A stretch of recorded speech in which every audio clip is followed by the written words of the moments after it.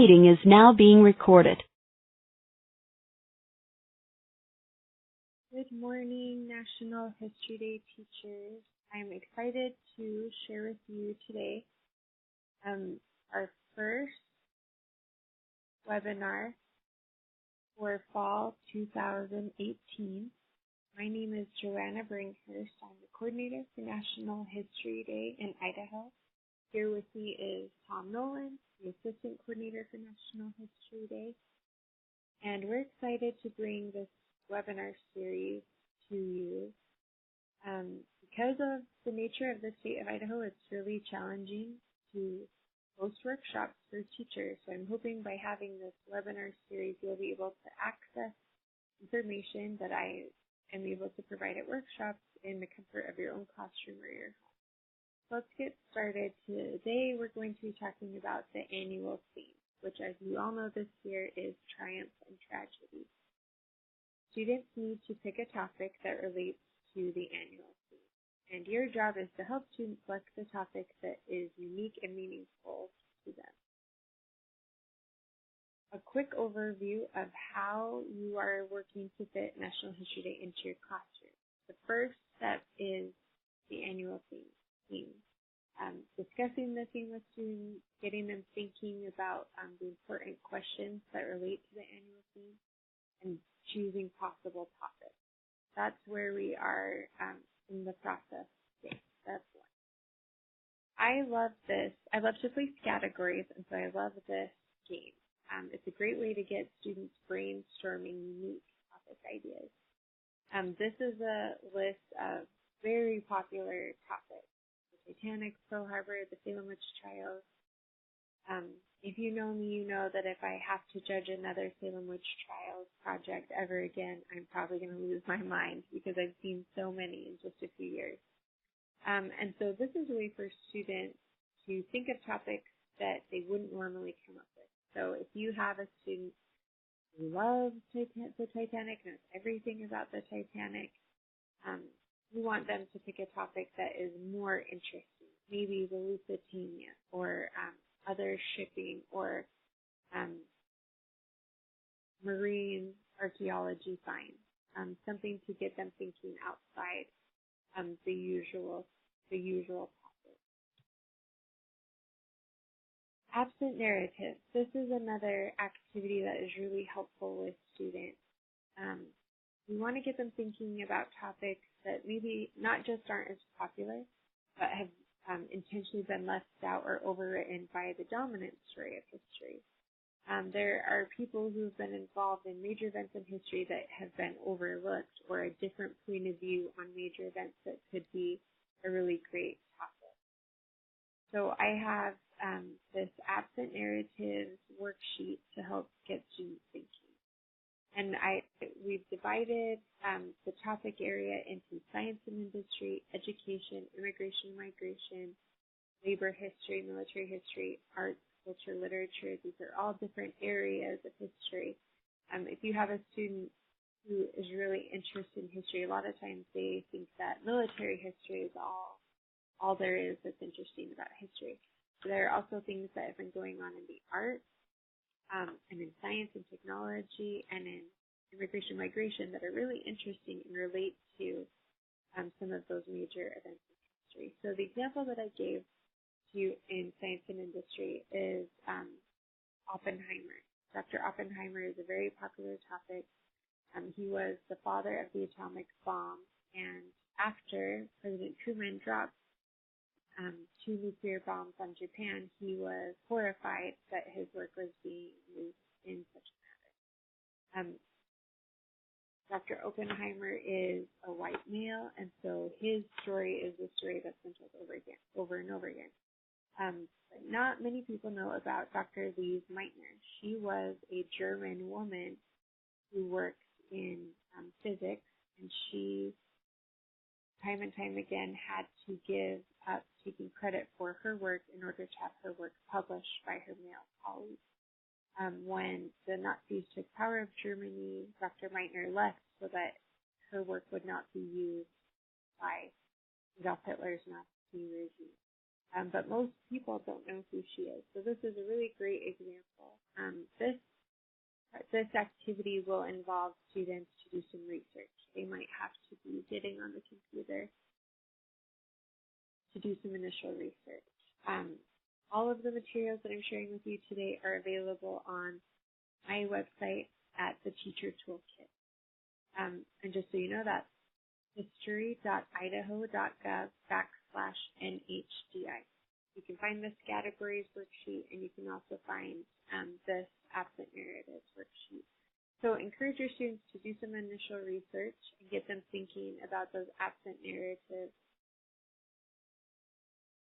I'd like to share with you some of the best practices for helping students select topics.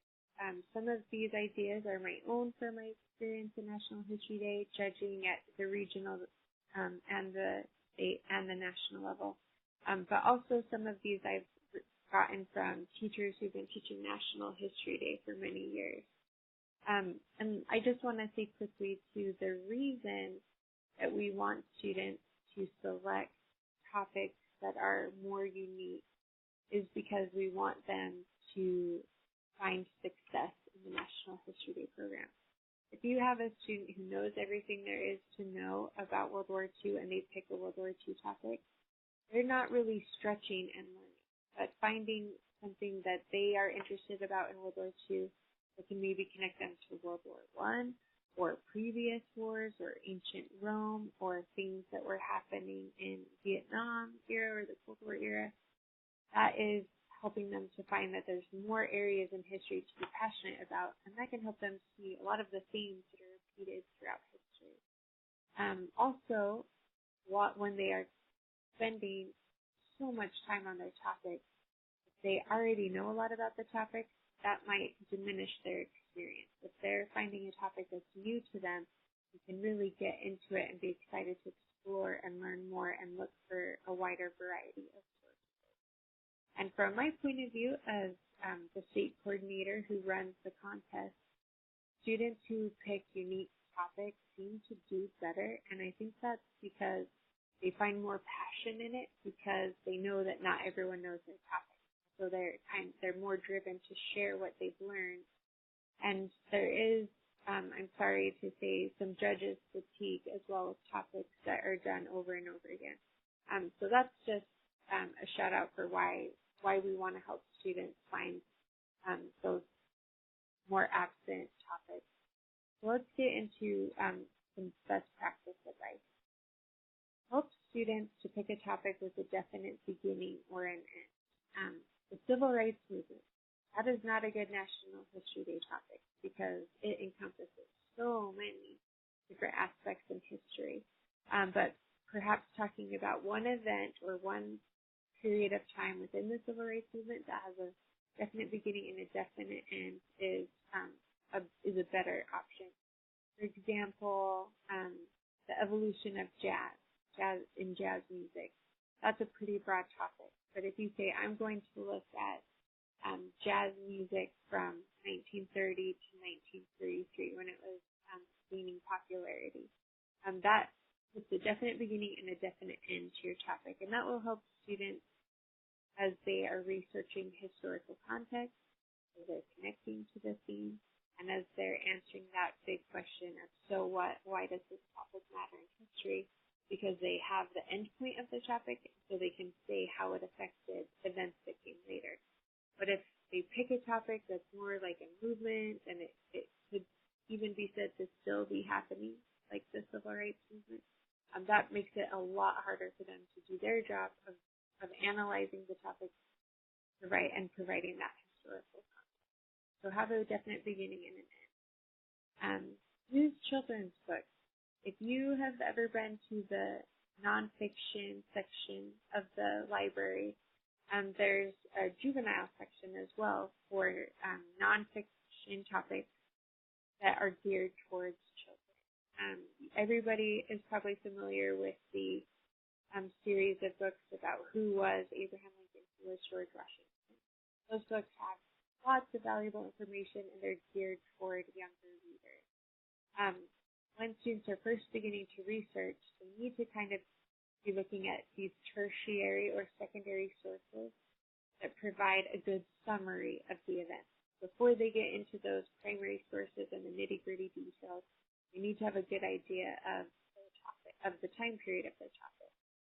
Children's books do a really great job of summarizing and helping readers to understand these big events in history in an easier way. So I always recommend starting out with children's books. And if you have students who are ELA or ELL learners, that's a really good way to differentiate as well, is to use books directed toward children. I'd be always happy to help you find children's books if you're looking for some about your time period. Another great thing about children's books is they can help with context. So if you have a student who's doing a project on Jackie Robinson, I hope they don't, because I've seen 5 of those every year, but if they do, they need to understand what the Jim Crow South was like.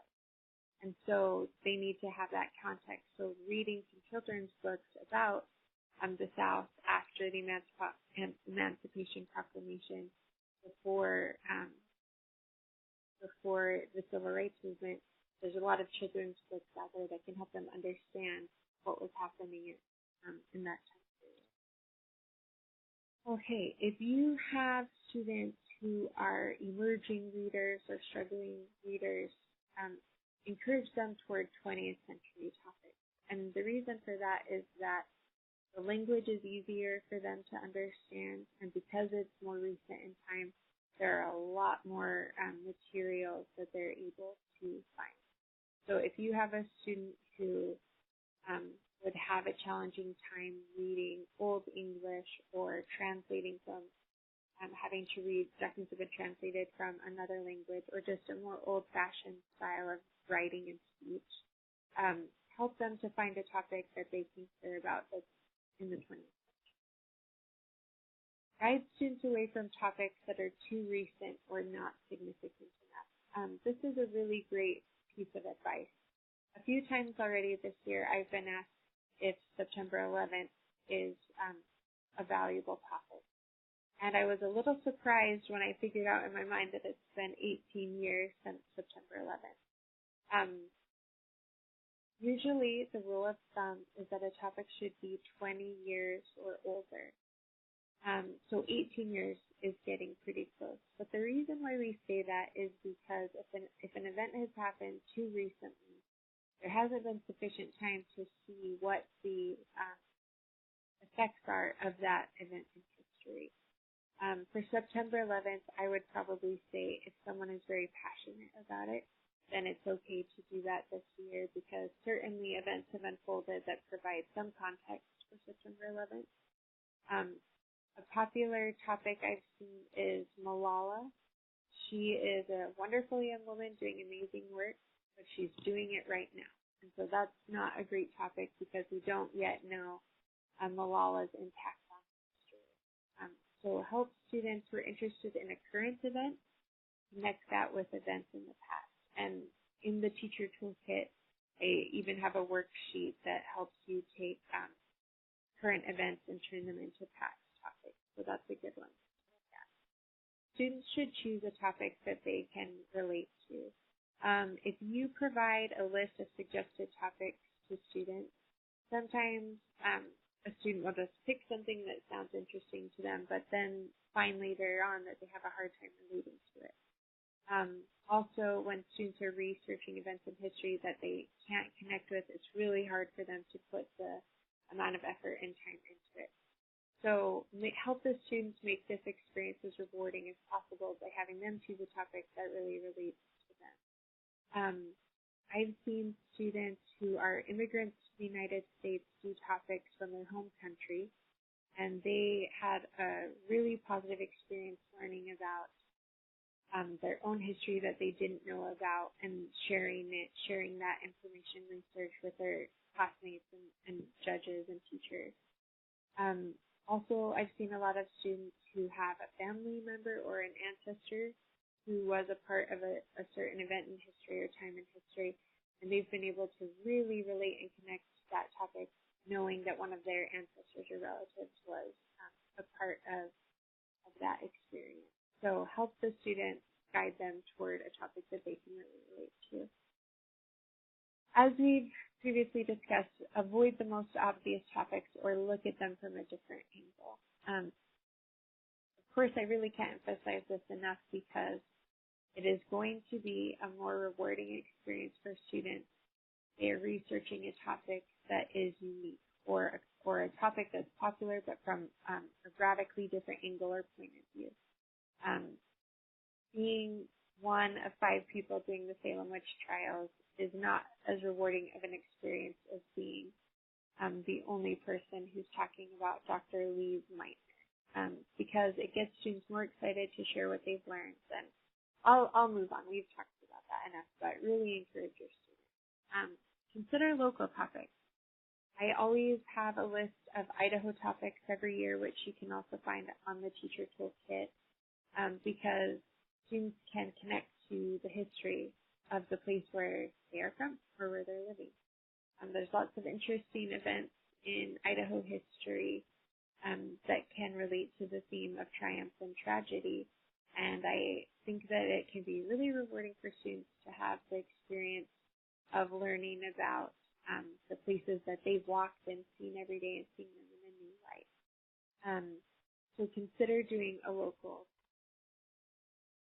Discourage students from doing internet research until they have a working knowledge of their topic gained from books. This is such a hard one because students are so excited to get into primary sources. They've been learning about it and they're just so gung-ho to go. But the first step when you have selected a topic is to really learn about that period in time. Get a working knowledge of their topic. You can do that from books.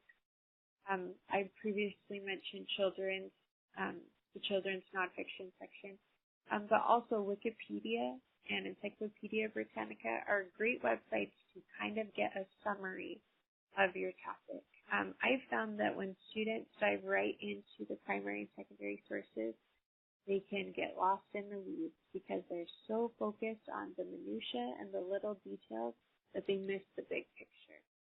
If you've had students who got feedback at contests before that they needed more historical context, that was a weak part of their area, this may be why. Because if a student is doing their project on the space race, but they do not understand the Cold War and what was happening in the Cold War, that really diminishes the value of their work. I saw that several times last year. Students would be so excited to read the details from NASA.gov and look at photographs of the astronauts and their missions, but they portrayed the space race as a fun, a friendly rivalry between Russia and the United States in getting to space. But that's not really what it was. It was an extension of the Cold War, and it wasn't a friendly competition. But if a student dives right into those primary sources without reading about the Cold War and a summary of the space race and how it was a part of the Cold War, then that really makes their project short-sighted. So really consider having your kids even go to the school library to look for books, maybe take a field trip to the city library. Librarians are your best friends if you're a National History Day teacher, so you may reach out to your school librarian or a librarian at your local library and ask them to pull some books for you that would be good examples of these and books for your students to help them get that initial working. So I want to show you, as you're going through the research process, how you're ticking off those standards, those Common Core standards, and how you can differentiate. So these are standards that you're meeting in the Common Core for Social Studies, and also later on in the research process, there's a lot of ELA standards that we're knocking out as well. As you're doing this initial research and selecting a topic and analyzing the theme, there's a lot of things that you can do to differentiate among your students in different learning levels.